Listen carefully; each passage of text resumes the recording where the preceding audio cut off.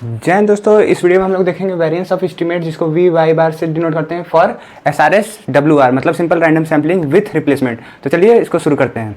We bar equal to हम लोग मालूम है estimation of y bar minus estimation of y bar का होल स्क्वायर होता है।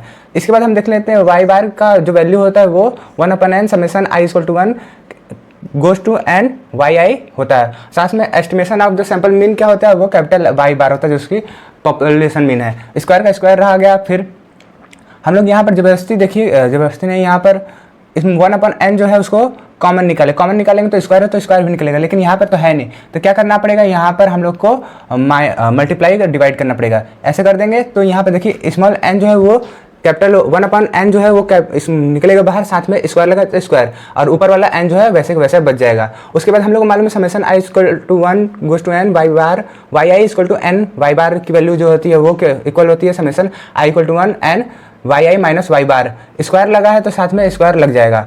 उसके बाद जो एस्टिमेशन है वो अंदर जाएगा, जो इसकी वैल्यू है समेशन i गोज टू है वो वैसी वैसी है। क्या करेंगे, इसको एस्टिमेशन समेशन जो है दोनों पे भेज देंगे तो इसकी वैल्यू वैसी की वैसी पड़े रहेगा, लेकिन वाई बार के साथ जाएगा तो वो स्मॉल n वाई बार की वैल्यू हो जाएगा, क्योंकि यहाँ पर n टाइम तक समेशन करना है तो n आ जाएगा यहाँ पर। फिर देखते हैं अब क्या होगा, वाई आई का स्क्वायर जो वाई आई का वैल्यू जो होता है वो क्या होता है, वो होता है ए आई वाई आई। इसकी वैल्यू थी तो ये जो वैल्यू है पुट कर दिया गया। पुट करने के बाद अब जो एस्टिमेटर है, जो एस्टिमेट है उसको हम लोग अंदर भेजेंगे। अंदर किसके लिए भेजेंगे, ए आई स्क्वायर के लिए भेजेंगे। तो ये ए आई स्क्वायर के पास एस्टिमेशन गया, इसकी वैल्यू हम लोग को मालूम है estimation of A I square कितनी होती है 1/n/N। वो वैल्यू लिख दिए और सारी वैल्यू वैसी की वैसी ही चलती आई है नीचे, ठीक है। उसके बाद क्या करेंगे, इसमें से जो कैपिटल N है वो हम लोग कॉमन ले लेंगे। ये वाली वैल्यू जो स्मॉल n है उसको कॉमन लेंगे, साथ साथ कैपिटल N भी। तो यहाँ पर ऊपर नीचे मल्टीप्लाई करना पड़ेगा। तो ऊपर नीचे मल्टीप्लाई करेंगे तो क्या कॉमन जाएगा, बाहर तो जो होगा वो n निकलेगा, साथ साथ नीचे से जो निकलेगा वो कैपिटल N निकलेगा, लेकिन ऊपर जो है स्मॉल n कैपिटल N जो है वो बच जाएगा। तो नीचे इतनी वैल्यू जो है वो बाहर निकलेगी।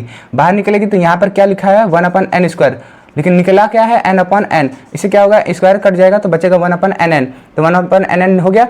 और ये वाली वैल्यू वैसे पड़ी है क्योंकि हम लोग ये वाली चीज़ कॉमन ले लिए, ये वाली चीज़ कॉमन ले लिए तो कैपिटल N जो है वैसे पड़ा हुआ है। उसके बाद हम लोग मालूम है ये वाली वैल्यू जो होती है अभी ऊपर देख के आए हैं यहाँ पर कि इसके बराबर थे Y bar minus Y i minus y बार।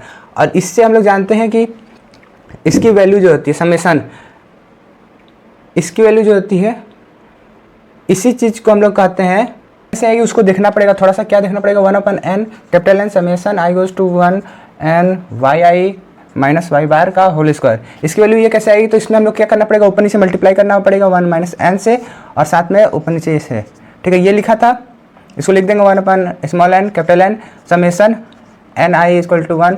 जो लिखा वैसे ही बस लिखते जा रहा हूँ। बस क्या काम किया हूँ कि इन दोनों को जो है ऊपर नीचे मल्टीप्लाई कर दिया। ऊपर नीचे मल्टीप्लाई करने का मकसद ये है कि अगर ये चीज़